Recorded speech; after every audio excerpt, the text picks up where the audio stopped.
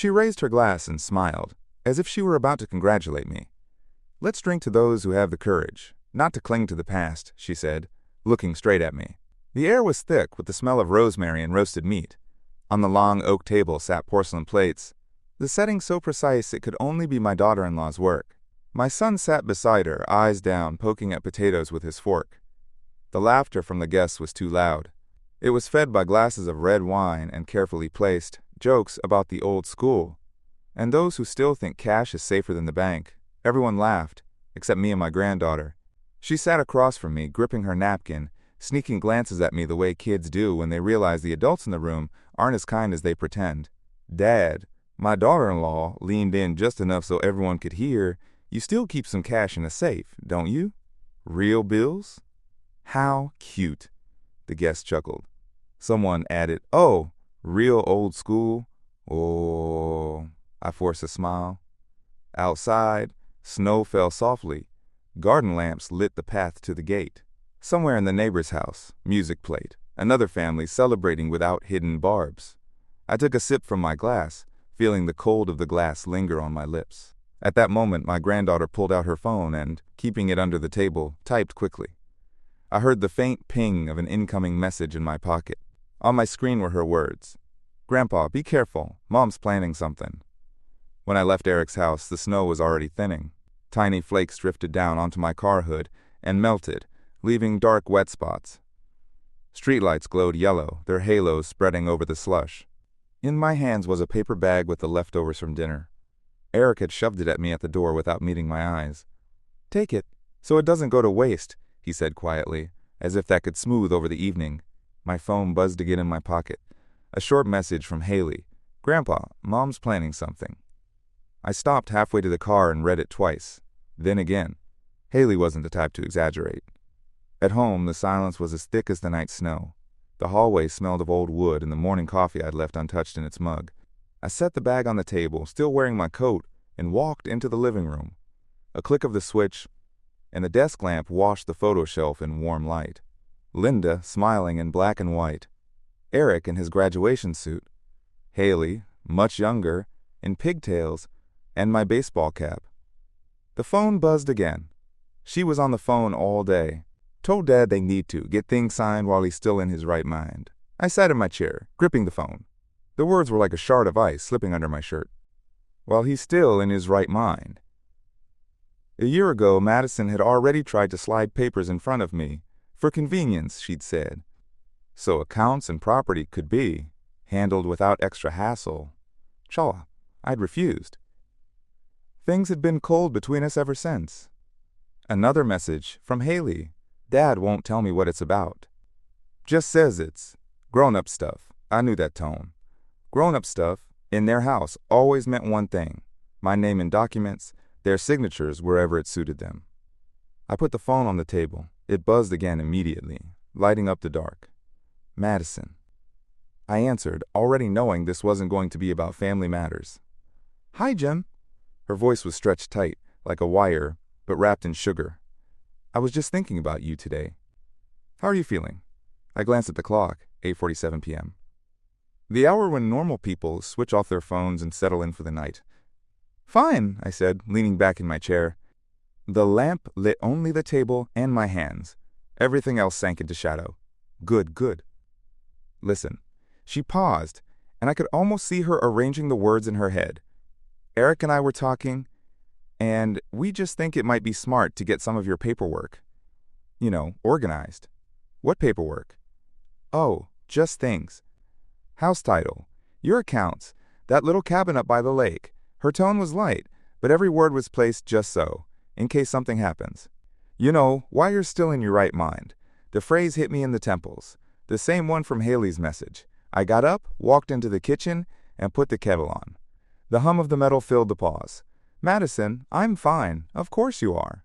There was a flicker of impatience in her voice. "But life's unpredictable. If we had power of attorney, we could take care of things for you. Pay the bills, make decisions, keep everything running smoothly." I poured water into my mug, watching the steam rise in a thin ribbon.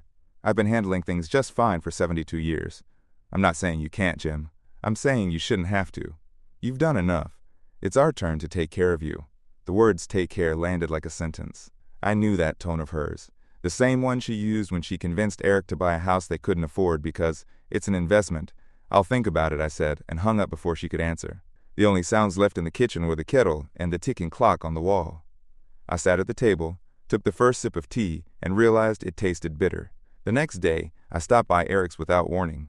I wanted to give him an old set of tools, the same ones we'd once used together to fix the roof on their first house. The entryway was empty. Madison's coat hung on the rack, her purse sat by the wall. Voices drifted from the living room. I was about to call out, but the words I heard froze me in the doorway. "If we do it before summer," Madison said, "the market's still good. We can get at least $350 for the house." "Madison, it's my dad's place." Eric's voice was quiet, almost apologetic. "Exactly," she cut in, "and you know he won't be able to fight it if everything's done right. Once the papers are signed, that's it."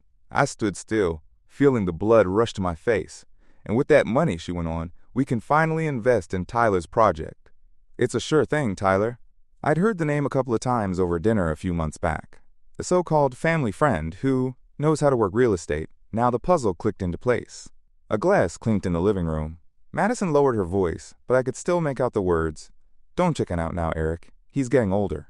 You need to think about our future." I stepped back, slipped out through the kitchen, and closed the door quietly behind me. It was warm for March. Across the street, neighbors were clearing branches from their yard, laughing and talking. They had their own future, without someone else's money or someone else's house. I got in the car, turned the key, but didn't drive off. Only one thought kept running through my head. It's time to stop being convenient. I came home closer to evening. The sun was already down, and the windows reflected the dull glow of the streetlights. The hallway smelled of dust and old wood. I hung up my jacket, walked into the kitchen, and put the kettle on again, the same one Linda and I had bought on sale 10 years ago. She'd laughed then, saying it would outlast both of us. Steam curled upward in a thin stream, mixing with the scent of tea. I sat at the table, hands wrapped around the mug, but didn't drink. I could still see Madison talking about $350 for the house and our future project. A car passed outside, headlights sweeping across the walls. The house went quiet again, and in that silence I understood. This wasn't just audacity. It was calculation. She was waiting for the moment to erase me from her life with one stroke and take everything I'd built. I stood, went into the living room, and turned on the desk lamp. The light fell across the shelf of photographs. Linda. Eric as a little boy, knees scraped, grinning wide. Haley in my old baseball cap. I looked at them for a long time. Then I reached for the metal box on the top shelf, the one with the keys to the safe and important papers. I opened it, checked everything inside, closed it, and snapped the lock shut. Still sitting in the half-light, I pulled my phone from my pocket and dialed an old friend. He didn't sound surprised I was calling. He just said, "Jim, I figured you'd call one day. We agreed to meet tomorrow." I hung up and, for the first time in a long while, felt a sense of calm. Cold, calm, but calm nonetheless. The morning was gray. Rain streamed down the window in thin lines without pause. I sat at the kitchen table with a cup of coffee, waiting for the clock on the wall to hit 9. At 9:05, I pulled out of the driveway. The car rolled slowly along the wet road, wipers lazily pushing the drops aside. David Miller's office was in an old brick building on the corner, once a post office, then a bank, and now a law firm. He met me at the door. Same firm handshake, same slightly amused look in his eyes. "Jim, you look like a man who's had enough."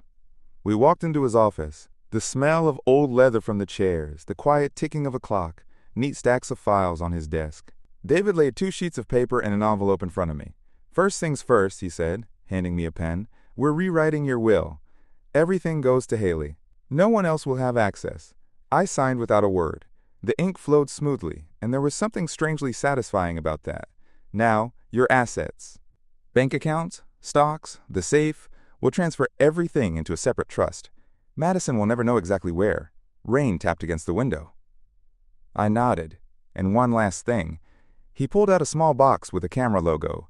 "Install this at home. If anyone snoops around, you'll have proof." I held the box in my hands. Light, but it felt like a weapon. When we finished, I stepped outside. The rain had eased, but the pavement still shone like glass. Across the street, a couple of teenagers were laughing, each holding a paper coffee cup. They didn't have trusts or wills, they just lived. I started the car and thought, I'm not just protecting myself. I'm playing a game I intend to win. By evening, the rain was gone. The asphalt in front of the house gleamed, under the occasional headlights passing by. I put the kettle on and was about to pour myself coffee when there was a knock at the door. When I opened it, I saw Madison. She was holding a large paper bag from a bakery. The smell of warm pastry and cinnamon filled the hallway immediately. Thought I'd bring you something sweet, Jim. Her smile was deliberate, not warm, but practiced. She walked in without waiting for an invitation, set the bag on the kitchen table, and pulled out a box. Inside, fresh cinnamon rolls, still warm, steam rising from the glaze in thin wisps. Eric's working late, she said, pouring herself coffee from my machine as if she lived here. I figured I'd check in on you. I sat across from her, watching as she cut the roll into perfect little pieces, the knife tapping softly against the plate. About the other night, maybe I pushed too hard. She glanced at me briefly but carefully. You mean the paperwork? Yeah. I just want to make sure you're taken care of. I nodded. Didn't argue. Let her believe her words were landing. That's kind of you, Madison. I'll keep it in mind. She smiled a little wider.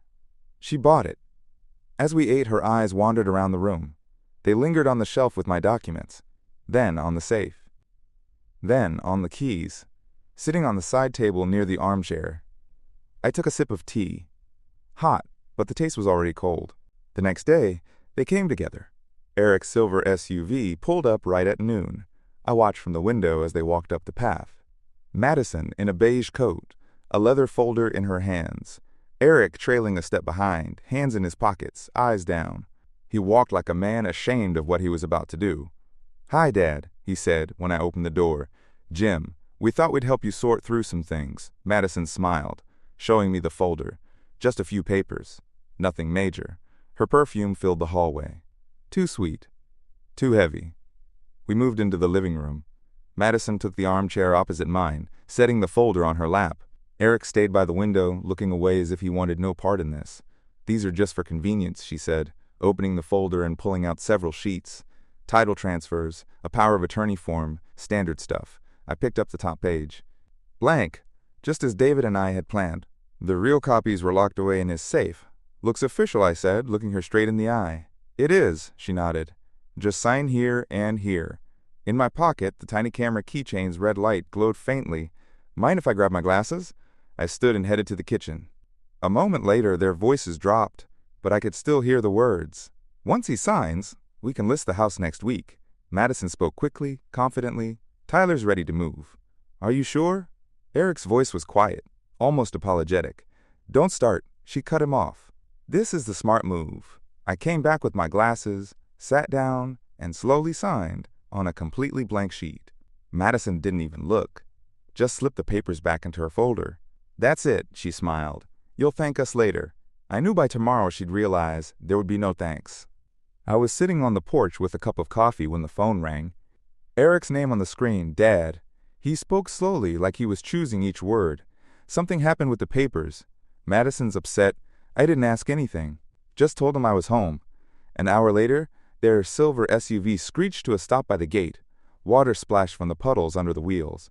Madison jumped out first, coat open, hair a little messy, heels striking against the wet concrete. In her hands was the same leather folder, but she held it carelessly now, like it was empty. What did you do? Her voice trembled. The bank says the documents are invalid. No signatures match. They said, you, she stopped, looking at me like she was trying to read my face. You tricked us. Eric got out slower, hands in his pockets, eyes down. He looked up at me once, and in that brief glance, I saw everything. Exhaustion, guilt, and maybe relief. Madison, I'm not sure what you mean. I took a sip of coffee. Hot. Strong.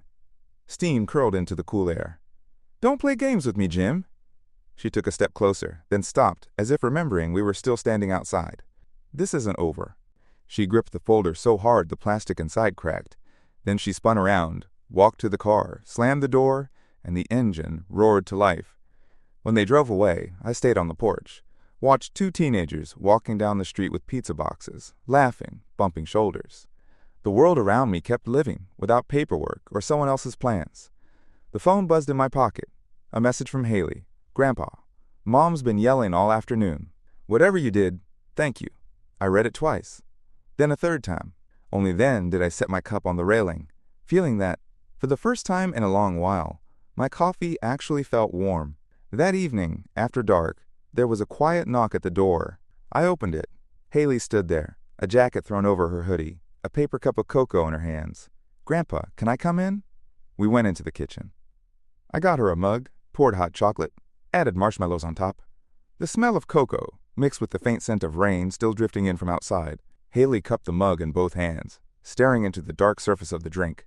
I waited. She's not done, she said finally. Mom was on the phone again. Not with the bank this time. Some guy, Tyler, I think. The name landed like a dull hit. She told him they'll wait until the 12th, said the contracts will be ready by then. And she mentioned a storage box. Number 37. The clock on the wall ticked softly. Somewhere upstairs, water gurgled in the pipes. Does Eric know? I asked. He doesn't want to talk about it, she shook her head. But I think he's scared. She took a sip and looked at me. In her eyes, both a plea and fear. Grandpa, promise me you won't let her win. I promise. She left as quietly as she came. I stayed in the kitchen. The wind hummed through the vent. Somewhere outside a car door slammed. I pulled the small keychain camera from the drawer and plugged it into my laptop. The screen lit up with an image from the living room. Madison, folder in hand, her voice sharp as a blade. I hit save and knew that by tomorrow, that recording might be the first real fear she's ever felt. I saved the file in a separate folder. That night, I sat for a long time, just staring at the icon, like it was already a weapon. In the morning, my phone buzzed. A message. On my way. The number wasn't saved, but I knew the style. 20 minutes later, a black car pulled up to the gate. Madison stepped out, her walk fast, coat open. Jim, we need to talk. The living room was bright, sunlight filtering through the sheer curtains. Madison walked in, tossed her bag on the couch, and sat in the chair across from me. I don't appreciate you interfering with our plans. Tyler says, Madison. I cut her off quietly. I want to show you something. I pulled out my laptop and turned the screen toward her. On the video, her, sitting in my chair, folder on her lap, voice calm but cold. Once he signs, we can list the house next week. Tyler's ready to move, her smile faltered. You recorded me? You came into my home and tried to take what isn't yours. Silence. The only sound in the room was the ticking of the clock in the corner. Madison looked away, then met my eyes again. This doesn't scare me. It should. I closed the laptop and placed a small flash drive on the table. There's more. She stood, picked up her bag, but didn't head for the door right away.